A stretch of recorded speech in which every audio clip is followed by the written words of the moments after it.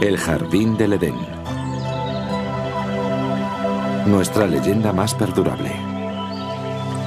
Una historia que se repite en todas las civilizaciones de la Tierra.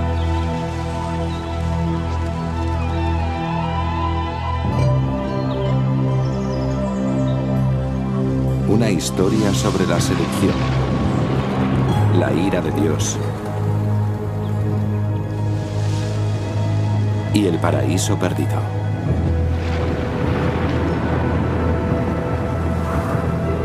¿Pero se trata solo de una fábula? ¿Las míticas historias de la Biblia podrían tener algo de verdad? ¿Existió realmente un lugar como el Edén?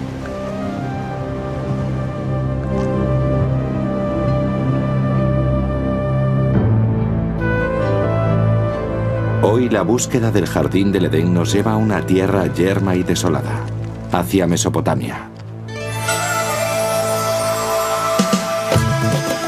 Mesopotamia.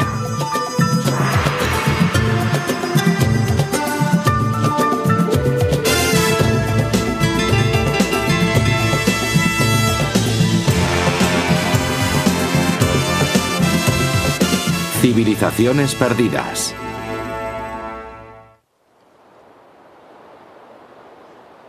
Esta es la tierra donde fue depositada la primera semilla de la civilización humana. Y fue aquí donde florecieron tres de las mayores civilizaciones del mundo antiguo: Babilonia, Asiria y Sumer. Entre sus ruinas, los creyentes han buscado durante mucho tiempo respuesta a los misterios de la Biblia, en tanto que los arqueólogos pretendían hallar su base histórica. Nuestra búsqueda del Edén es un viaje al pasado. Primero a Babilonia, la última de estas civilizaciones perdidas. Después retrocederemos aún más en el tiempo, hasta los asirios, maestros en el arte de la guerra.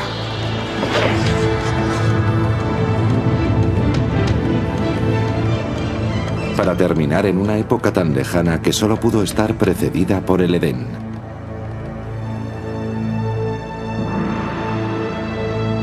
Sumer y los orígenes de la civilización.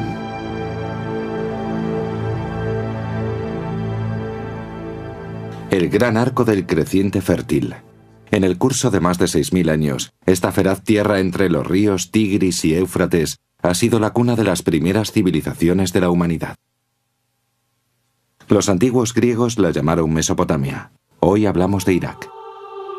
Excavando en la historia podemos sondear los orígenes de nuestras más antiguas leyendas y viajar hacia las raíces más profundas de la fe.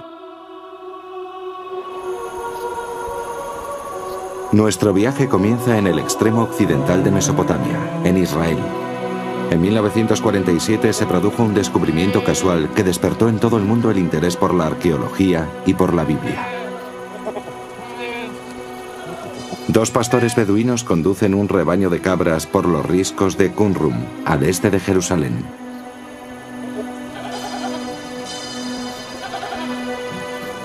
En el desierto, castigado por el sol, vislumbran una cueva al final de una pendiente rocosa. Uno de ellos, movido por la curiosidad, decide acercarse, ya que no es raro encontrar valiosos objetos antiguos entre estos picos.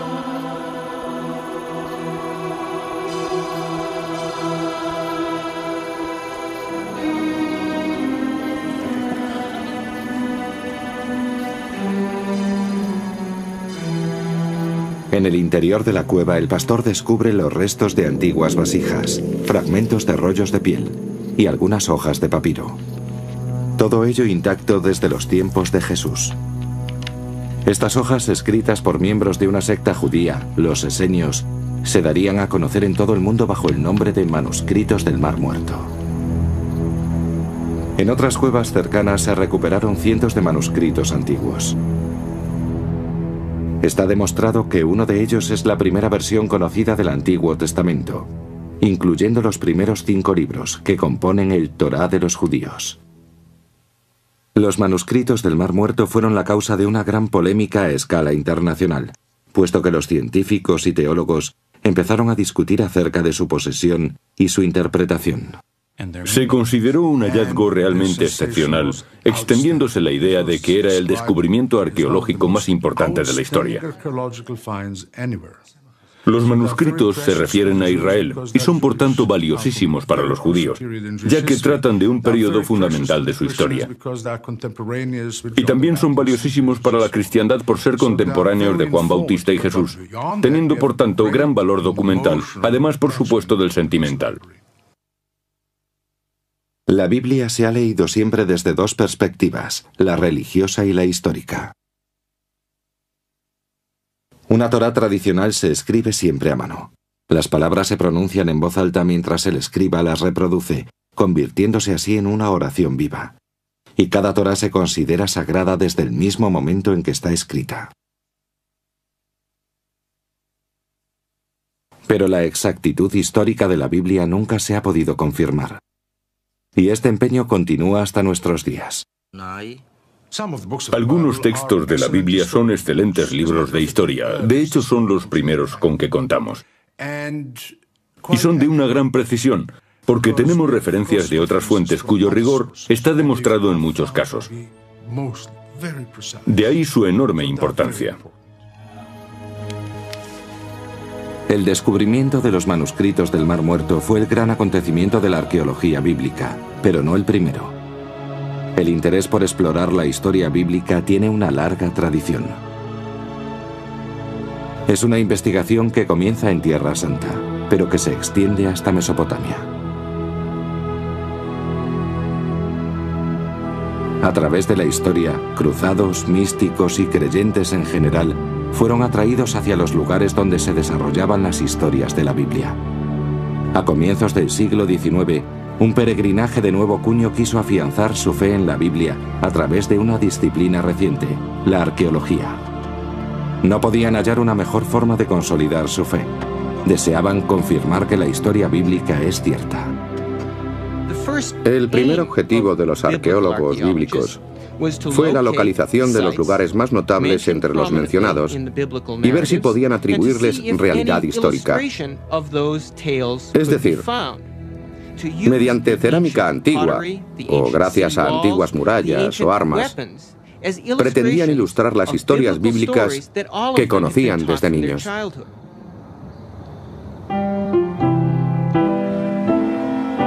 Emocionados por los primeros hallazgos, los estudiosos de todo el mundo se apresuraban para ser los pioneros en esa especie de fiebre del oro bíblica.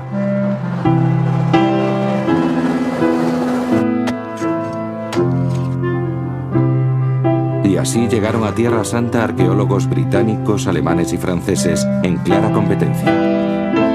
Equipos enteros de investigadores excavaban en nombre de Dios y de su país.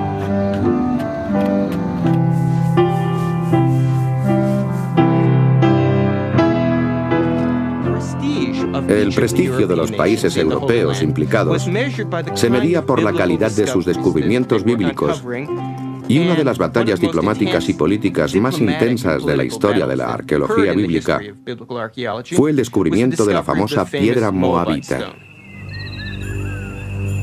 En 1868, en el interior de la tierra de Moab, beduinos de la tribu Bani Hamidet tropezaron con una misteriosa lápida semienterrada en el desierto. Los hombres de esta tribu no ignoraban la existencia de antigüedades en la zona, ni su valor para los europeos. El primer occidental que oyó hablar de la curiosa piedra negra fue el reverendo Frederick August Klein. Inmediatamente se puso en camino a través de un erial infestado de bandidos y acompañado tan solo por algunos guías beduinos. Klein era misionero, no arqueólogo. Pero cuando vio la singular inscripción en basalto, sintió un estremecimiento al sospechar que esa negra lápida podría confirmar sus creencias más profundas.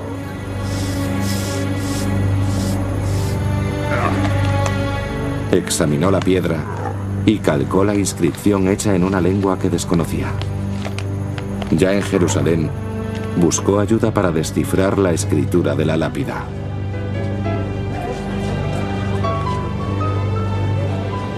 Al extenderse la noticia, calles y bazares se llenaron de rumores sobre un importante hallazgo. El texto resultó ser el relato de un rey moabita sobre una batalla también descrita en la Biblia. Por primera vez en la historia apareció una confirmación escrita, grabada en piedra, de un relato bíblico. Había dos fuentes distintas que se referían a un mismo hecho. Era el testimonio que estaban buscando los creyentes, una prueba de la exactitud de la Biblia. Muchas personas quisieron comprar la piedra, pero los beduinos tenían razones para desconfiar, pues ya habían sido engañados y robados por muchos cazadores de tesoros. Pensando que algo tan valioso para los europeos debía contener oro, sometieron la piedra al fuego con la intención de comprobarlo. Cuando el fuego calentó la piedra, vertieron agua encima, una y otra vez, hasta que finalmente reventó. No encontraron oro, y la piedra quedó destruida. La primera confirmación arqueológica de un relato bíblico, la primera prueba palpable encontrada en Tierra Santa, quedó hecha pedazos. La pérdida de la piedra fue una tragedia, pero no supuso el final de la búsqueda de tesoros bíblicos. Ahora que la Biblia gozaba de confirmación histórica, la propia historia sagrada indicaba el camino. Este retrocedía hasta una civilización que floreció más de 2500 años atrás, un gran imperio regido desde Babilonia, y llegaba hasta el momento exacto del nacimiento de la Biblia. Corría el año 586 a.C. El ejército de Nabucodonosor, rey de Babilonia, atacó Jerusalén, con la furia de un dios iracundo. Faltan casi 6 siglos para el nacimiento de Cristo. Los romanos están aún lejos de levantar su imperio. Es un capítulo oscuro de la historia de los judíos. La estrella de Babilonia se alza victoriosa. La Biblia describe el ataque babilonio, incluyendo el saqueo de viviendas. El templo del rey Salomón es incendiado y destruido hasta sus cimientos. 10.000 israelitas son hechos prisioneros, príncipes, soldados, artesanos y escribas.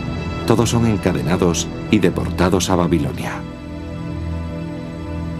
Los israelitas cruzaron más de 800 kilómetros de tierra desértica, siguiendo antiguas rutas comerciales. Atravesaron las actuales Jordania, Siria e Irak, hasta llegar a Babilonia. En el Salmo 137, los israelitas se lamentan. Nos detuvimos a las orillas de los ríos de Babilonia y lloramos recordando a Sión. ¿Cómo podremos elevar nuestros cánticos al Señor en tierra extraña? Apenados y exhaustos, los israelitas entran en Babilonia y quedan perplejos ante su magnitud y su actividad. Ellos, que proceden de la modesta Jerusalén, se encuentran ante la majestuosa capital del mundo antiguo.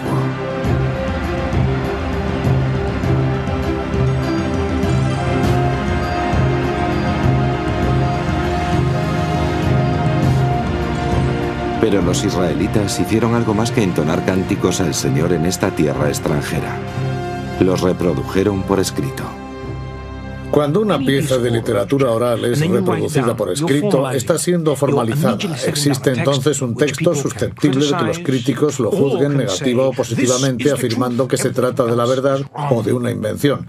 Creo que esa es la importante consecuencia de que la Biblia se convirtiera en escritura. Hoy las murallas reconstruidas alrededor de Babilonia llevan el nombre de Saddam Hussein. Pero en su época, los ladrillos llevaban otro sello, el del rey Nabucodonosor. Era esta una tierra donde proliferaban dioses e ídolos. Extraño lugar para el nacimiento de uno de los textos sagrados más divulgados por el mundo. Pero precisamente aquella diversidad creaba un ambiente perfecto. Era un ambiente cosmopolita, e incluso los israelitas más preparados y cultos eran influenciados por el contacto directo con otras gentes. Y recalco lo de otras gentes. Se encontraron en un crisol de diferentes razas y lenguas, de dioses y demonios en plena competencia. ¿Qué ciudad es esta?, se preguntaba el libro de la Revelación, vestida de púrpura y escarlata y cubierta de oro y perlas. la morada de los demonios y la casa de todos los espíritus malignos. Babilonia la Grande, madre de rameras y abominación de la tierra. Pero en medio de todas las abominaciones, y quizá a causa de ellas, aquí fue donde se redactó la Biblia. Ante una cultura arrolladora, los escribas hebreos necesitaban cimentar y preservar la identidad judía.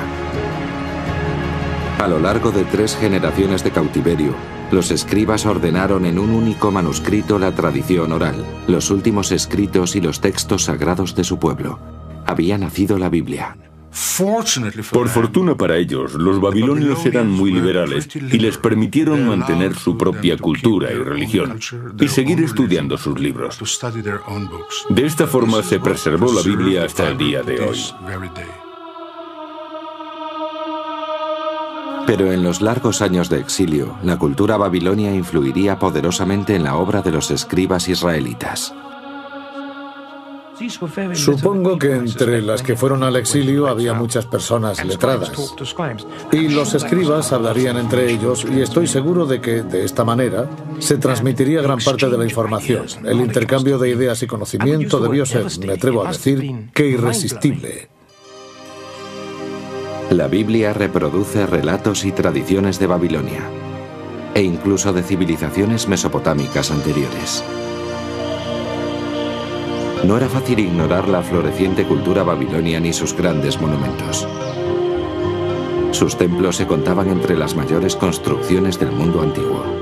Grandes edificios públicos, la avenida ceremonial, el palacio de Nabucodonosor con sus legendarios jardines colgantes, las palmeras, el río.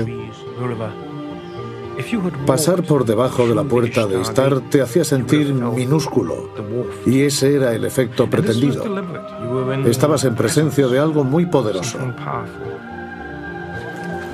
Pero por todas partes respiraba la ciudad, la gente, el pueblo, las estrechas y tortuosas callejas, hileras y más hileras de pequeños comercios, el rebuzno de los asnos, el gentío en los barrios artesanos,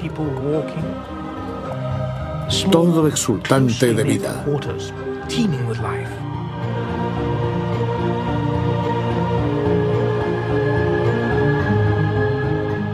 Y fue aquí, según nos cuenta la Biblia, donde se elevaba hacia el cielo uno de los más extraordinarios monumentos de la antigüedad, la Torre de Babel. Durante siglos, arqueólogos y aventureros confiaron en que el hallazgo de la famosa torre demostraría la autenticidad de las historias de la Biblia. Uno de aquellos hombres escribió: nadie se atreve a acercarse a la torre, porque todo es desierto y está lleno de dragones y enormes serpientes y de otros animales venenosos. Viajeros medievales declararon haber encontrado la torre. Creyeron que era el minarete en espiral que todavía se alza en tierras de Irak. Pero estaban en un error. Esta torre se construyó 1500 años más tarde y extramuros de Babilonia. Quizá la posibilidad más interesante fuera formulada por el arqueólogo alemán Robert Koldewey, quien a comienzos del siglo XX descubrió una zanja rectangular con los restos de algunos ladrillos antiguos. Según el parecer de muchos expertos, Koldewey había encontrado los únicos vestigios de la famosa torre. Aquellos soberbios monumentos causaron una gran impresión en los escribas bíblicos, pero el legado babilonio más duradero, ya que ha sobrevivido hasta nuestros días, fue una innovación extraordinaria: la ley escrita. Babilonia fue la primera civilización de la Tierra en tener un código legal escrito. La piedra grabada original es una reliquia que aún causa asombro.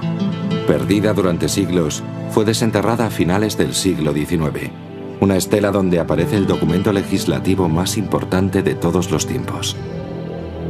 1200 años antes de que fueran hechos prisioneros los israelitas, un rey babilonio ordenó entallar esta tabla de la ley con la normativa que lleva su nombre, Código de Hammurabi.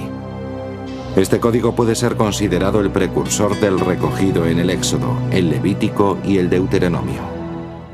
En las sociedades en que el conocimiento y la ley son transmitidos y aplicados oralmente, los precedentes son importantísimos, pero cuando son reflejados por escrito, significa que ese pueblo ostenta un poder inmenso. El código de Hammurabi ha influido en casi todas las civilizaciones a partir de Babilonia. Incluso ahora siguen aplicando algunos de sus métodos de enjuiciamiento. Hammurabi describe un ritual llamado Ortalía, una dolorosa, a veces mortal prueba de inocencia o culpabilidad. Algunas tribus beduinas todavía practican la Ortalía, igual que en los tiempos de Hammurabi. En estas singulares imágenes, un hombre santo, el Mubasi, se dispone a juzgar a los acusados examinando sus lenguas, después de pasarlas por una cuchara de hierro candente.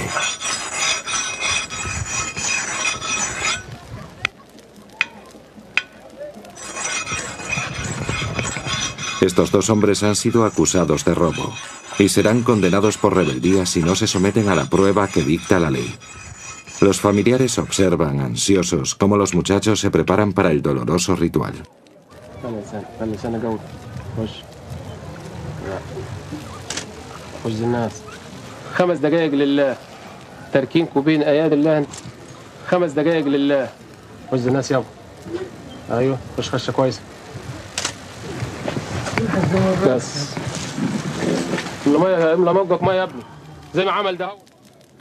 El agua no disminuye el dolor, sino que limpia y purifica al acusado, preparándolo para el juicio. Tras una oración, el hombre santo examina las lenguas marcadas buscando una señal de Dios. El Mubasi es el único que puede adivinar la culpabilidad o la inocencia, y solo él decidirá la suerte de los jóvenes. Por fin el veredicto. Uno es hallado inocente, para alivio de sus familiares. El otro no tiene tanta suerte. Declarado culpable, pagará por su delito. La Ordalía es un vestigio vivo del Hammurabi, pero sus leyes se adentran aún más en el presente, a través de la Biblia. No matarás. No robarás. No dirás falso testimonio ni mentirás. Los 10 mandamientos son los cimientos de la ley bíblica, pero son solo el principio del complicado conjunto de códigos de que se compone el Antiguo Testamento.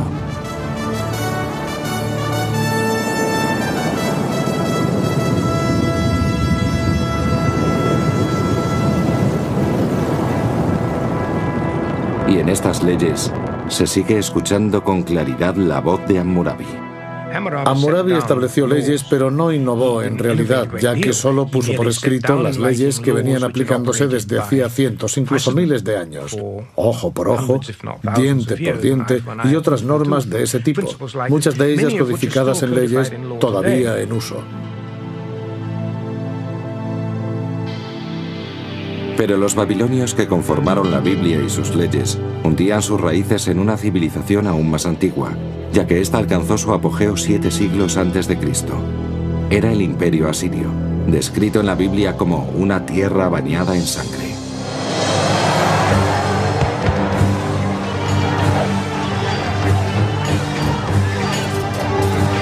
Los ejércitos más destructores que recorrieron la antigua Mesopotamia eran los asirios.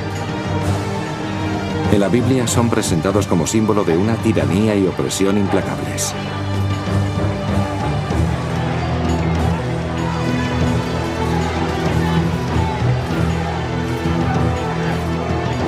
Un siglo antes de que Nabucodonosor llevara a los israelitas cautivos a Babilonia, el rey asirio Senaquerib, según la Biblia, atacó las tierras de los israelitas. En el segundo libro de los Reyes se dice: escuchad lo que los reyes de Asiria han hecho con nuestras tierras. Las han destruido en su totalidad.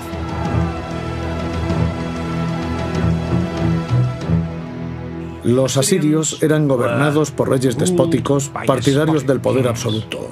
Y el poder absoluto significa control total, el cual casi invariablemente se obtiene gracias al poderío militar. Los asirios mantenían una eficaz máquina de guerra. Sobre los muros de los palacios de sus reyes Se hallaban las crónicas de algunas de sus expediciones, escritas en términos altaneros y grandilocuentes. Los asirios, por ejemplo, clavaban a las puertas de cada ciudad conquistada las cabezas de los líderes vencidos o desollaban vivos a los reyes enemigos para extender su piel sobre un muro. Esas eran sus costumbres. El poderío asirio, simbolizado por la caza de león, se hallaba en manos de despiadados reyes guerreros.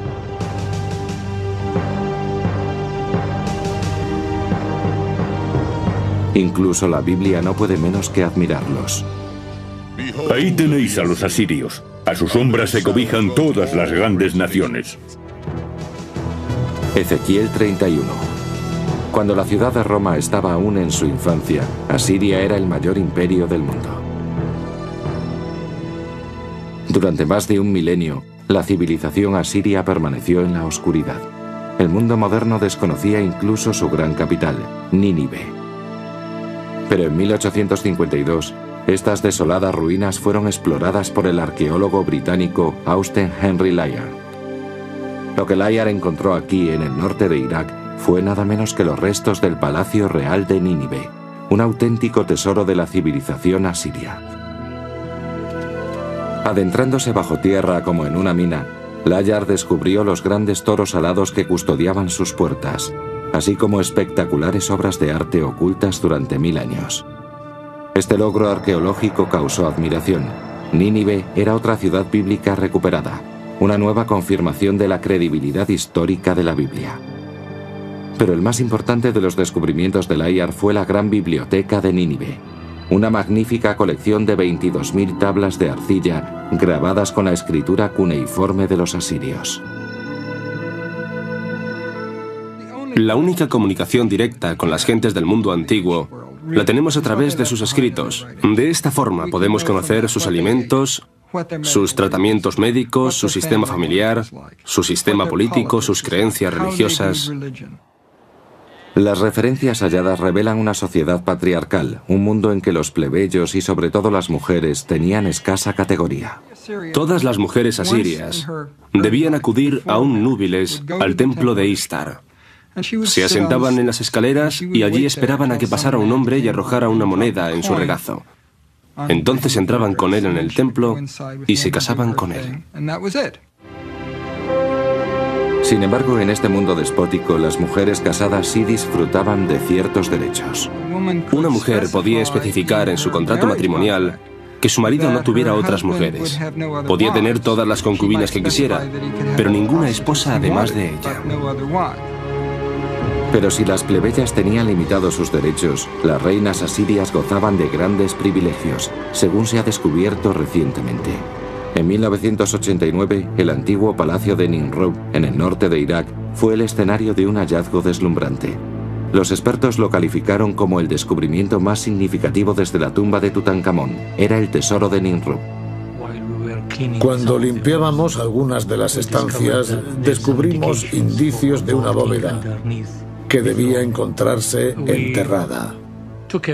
Lo sacamos todo y tratamos de clasificar los objetos. Entonces descubrimos que allí había, por lo menos, 2 reinas sepultadas. Brazaletes de oro macizo adornaban todavía los esqueletos. Un tesoro real enterrado desde hacía más de 2000 años. Estas imágenes tomadas por arqueólogos iraquíes son una muestra de su extraordinario descubrimiento. Por primera vez en la historia se había desenterrado, intacta, la tumba de una reina asiria. El sepulcro real estaba protegido de los ladrones por una maldición. Quien quiera que rompa el sello y me aparte de mi tumba, vagará sediento bajo los ardientes rayos del sol, y los grandes dioses del mundo subterráneo castigarán su cuerpo y su espíritu con eterna zozobra. Desoyendo la maldición, los arqueólogos recuperaron más de 62 kilos de hermosísimas joyas, copas de cristal y finísimos repujados. Los antiguos asirios eran consumados orfebres y artesanos, pero el valor de este tesoro excedía ampliamente su precio en oro. En la muerte, las reinas asirias recibían una atención desmesurada, pero en la vida eran sus reyes los que forjaban la historia, reyes con aficiones imperiales. En el año 701 a.C., el rey Sennacherib condujo a su ejército a través del desierto hacia el mar Mediterráneo. Los intrépidos asirios estaban decididos a someter todo lo que estuviera en su camino. Las ciudades de Judea, incluyendo Jerusalén y su rey rebelde, Ezequías. Una fortaleza tras otra fueron cayendo en manos asirias, pero la ciudad de Laquis es especialmente recordada por su brutal destrucción, tanto en la historia como en la Biblia. El sitio de Laquis es un buen ejemplo del poderío asirio cayendo sobre una ciudad, cercándola y sitiándola y reduciéndola. Aquellos habitantes que no eran ejecutados eran sometidos a la esclavitud, ya fueran hombres, mujeres o niños.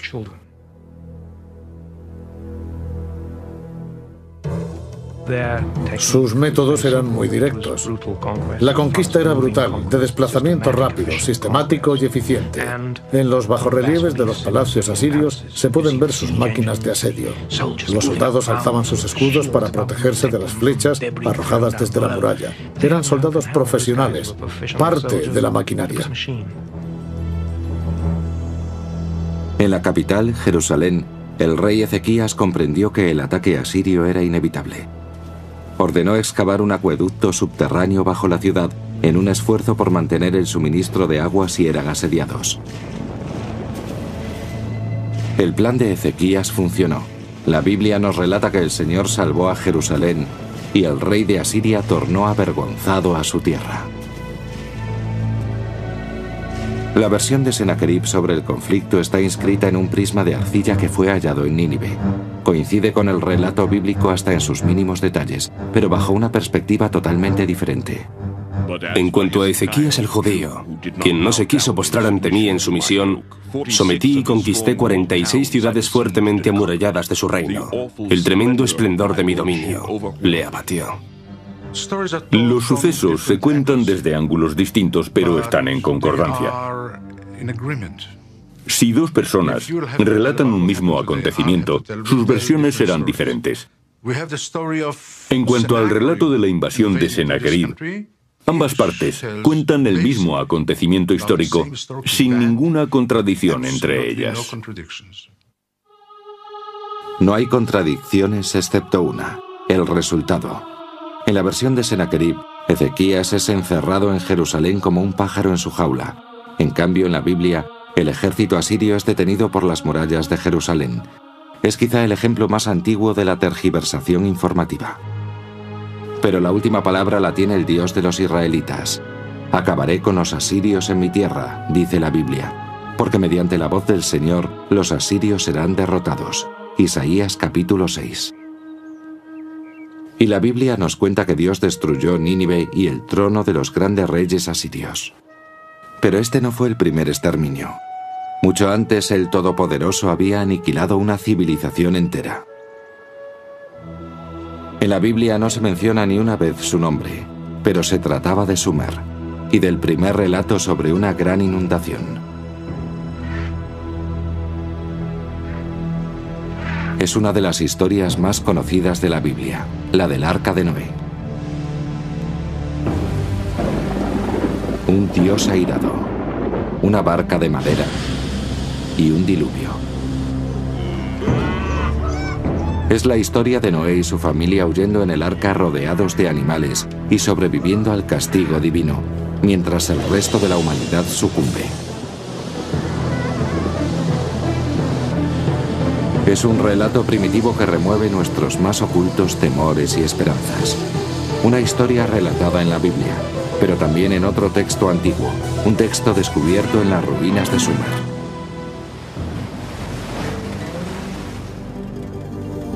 A comienzos del siglo XX fue traducido un conjunto de tablillas mesopotámicas en las que se refería por primera vez a la leyenda sobre una inundación catastrófica.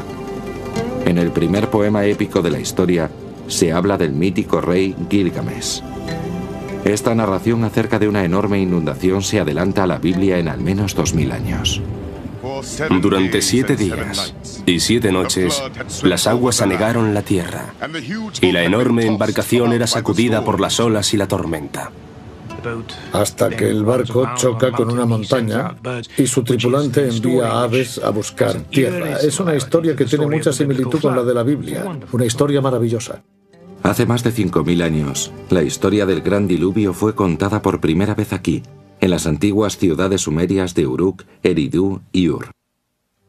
En Sumer encontramos casi todos esos elementos de lo que llamamos civilización. Los sumerios inventaron la rueda, el gobierno y la jardinería. Sumer, la primera civilización del mundo. En una tierra donde escaseaba la piedra, los sumerios inventaron los ladrillos de adobe, tal y como se siguen utilizando en construcciones actuales. Y a partir de estos sencillos bloques erigieron los primeros monumentos, los zigurat, templos que se alzaban decenas de metros sobre el suelo. Los sumerios dividieron la hora en minutos y estos en 60 segundos, e incluso la educación escolar. ¿A dónde vas? A ningún sitio. Si no vas a ningún sitio, ¿por qué andas vagando por ahí? Ve a la escuela, preséntate a tu profesor, expon tus dudas, escribe tus tablillas. ¿Me has entendido? Conocemos las asombrosas invenciones de los sumerios y su vida cotidiana gracias a su invento más sensacional, la escritura. Estamos al tanto de sus antiguas leyes y sus secretos porque fueron escritos en su momento, una labor que nadie había acometido con anterioridad, que se sepa. Es una ventana, pero una ventana compuesta por muchos vanos. Algunos nos permiten ver a su través, pero otros no. Nos falta mucho más de lo que tenemos. Y aunque lo que tenemos es importantísimo, debemos recordar que solo son fragmentos de la vida de personas que no vemos ni podremos ver nunca y que son fragmentos limitados por el espacio. Hace 5000 años grabaron sus relatos en arcilla, permitiéndonos apreciar el mundo en los primeros pasos hacia la civilización. Como pueblo, los sumerios eran muy parecidos a nosotros. Les gustaba verse con amigos, beber cerveza y todas esas cosas. Hay varios conjuntos de poemas que narran la preparación de una muchacha para el encuentro con su amado, cómo se lava, se viste y se arregla en espera de que llegue el muchacho. El centro de la civilización sumeria era la ciudad perdida de Ur, que se tenía por lugar de nacimiento de Abraham, el primero de los patriarcas bíblicos. Es el ejemplo de ciudad bíblica en términos arqueológicos, porque fue objeto de una de las excavaciones más famosas de los años 20 y 30 del pasado siglo, lo cual estuvo a cargo del notable arqueólogo británico Leonard Woolley. Un arqueólogo británico ha definido la arqueología como la ciencia de la basura, y eso es muy cierto. Pero hay arqueólogos que saben dar vida a las piedras, a los huesos, a los ladrillos y a la cerámica. Y entre ellos estaba Leonard Woolley. Cuando guiaba a los visitantes entre las calles de la antigua ciudad, donde se veían los cimientos de las casas, les hacía imaginar la forma de vida de sus habitantes, cómo serían sus hogares, sus muebles. Y Ur, en manos de Woolley, volvía a la vida.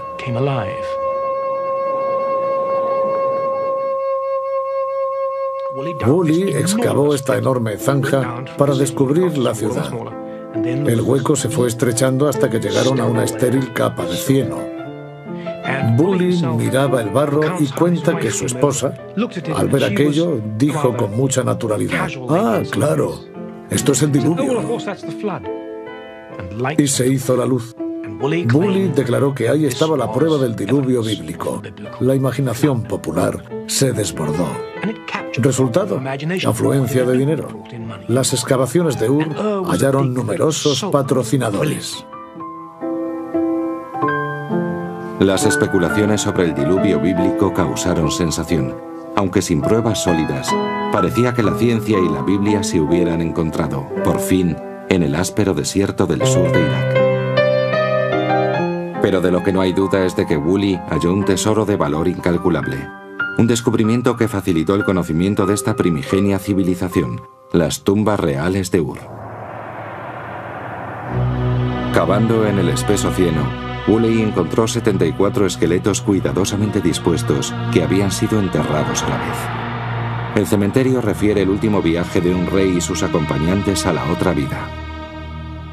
A partir de ahí se desarrolló una interesante historia sobre aquel funeral, y esa historia dice así.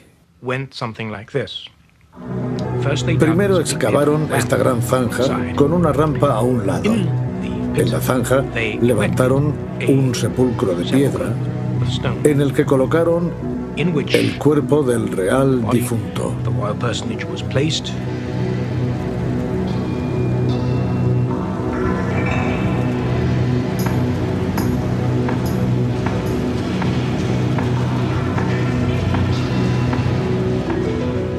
Después desfiló por la zanja toda la corte.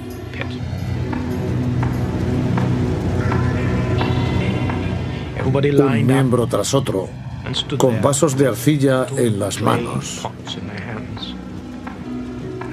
A una señal, todos bebieron veneno.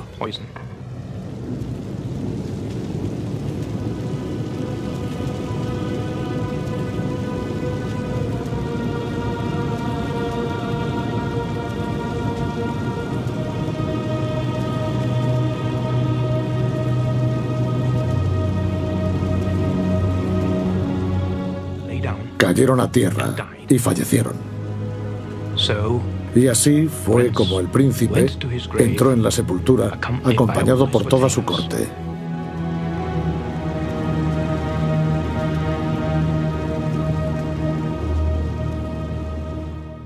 Este es uno de los ritos funerarios que describe la arqueología de las antiguas civilizaciones.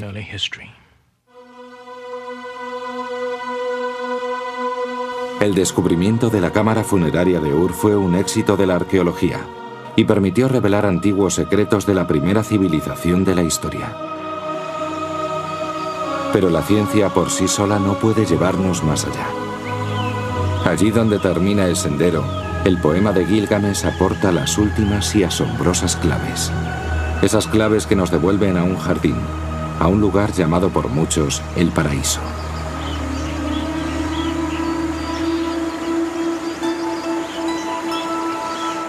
El jardín del Edén. Al comienzo Dios creó el mundo. Una historia que nos resulta familiar. En casi todas las culturas de la Tierra se habla de este o parecidos mitos sobre la creación. Es un anhelo irresistible en pos de un mundo mejor. Jardines del Edén, paraísos. El ser humano aspirando a una vida menos complicada, una vida de tranquilidad, a un premio por el duro trabajo realizado.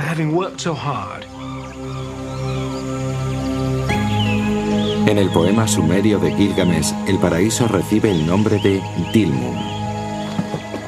Es un lugar más allá de la tierra habitada por el hombre. Así figura en el mito sumerio del diluvio, ya que allí va a vivir el único superviviente. Y hay otros mitos que hablan de Dilmun como el lugar en que todo es perfecto. Dilmun figura en la leyenda mesopotámica como una especie de jardín del Edén, un paraíso, un lugar frondoso con agua abundante y fresco viento. Es un lugar de ensueño, una tierra de perfección. Pero también es el hogar de una serpiente. En la antigua epopeya, la serpiente roba la flor que confiere la inmortalidad. Y así, igual que Adán, Gilgamesh debe abandonar el jardín y morir. La idea del paraíso es al parecer universal. ¿Pero en qué se basa? ¿Ha existido realmente un lugar así?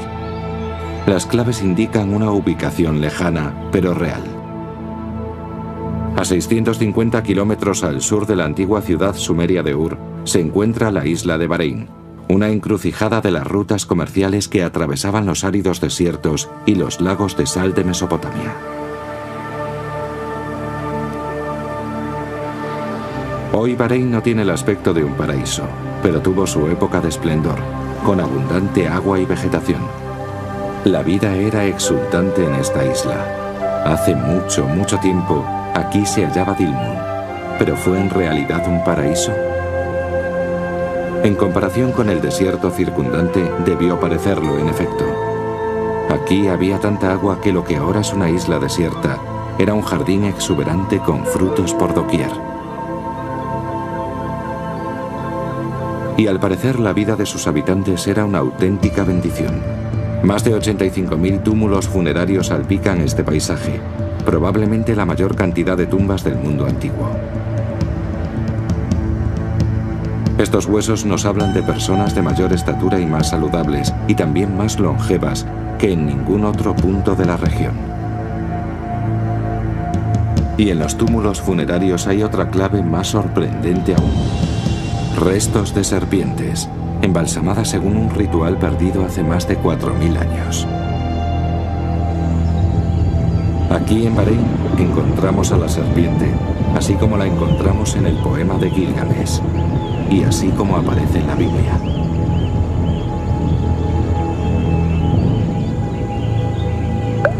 Nuestro viaje atrás en el tiempo ha atravesado las tierras donde un día moraron los babilonios, los asirios y los sumerios.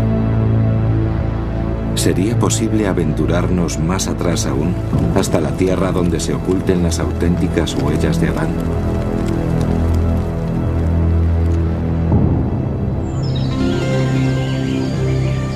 En este punto deben separarse la fe y la razón. Ahora sabemos que hubo una vez una isla del Edén en Mesopotamia. Podemos elegir y creer que era el paraíso.